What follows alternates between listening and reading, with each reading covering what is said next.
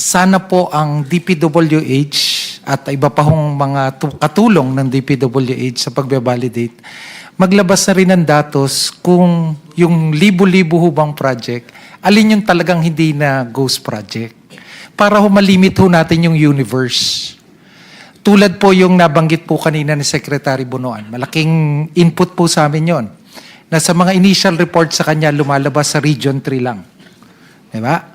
Yung mga unang bahagi. Para po mapaliit natin, para hindi ho tayo balik na balik sa libo-libo, kung makakapaglabas na ho ang ating mga kapatid sa kagawaran ng DPWH na, alimbawa po, 10,000, 9,800 dyan, sigurado na kami hindi ghost project. Di lumiit na po yung ating universe. Kasi limitado po ang resources ng government.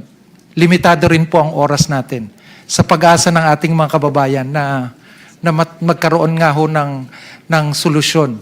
So what ang suggestion po ng inyong lingkod ay para mapaliit po natin. Let's if talaga pong validated na hindi siya ghost project, makapaglabas ho ng datos na hindi na talaga ghost project 'yon.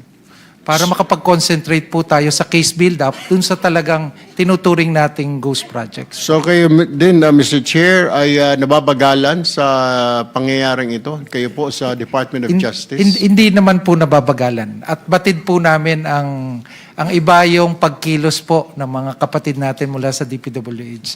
Baka lang po yung idea na nailulutang sa publiko ay libo-libo pa ring project, pero batid na naman po sa datos na nakita na yung 9,000 mahigit ay hindi talaga ghost project.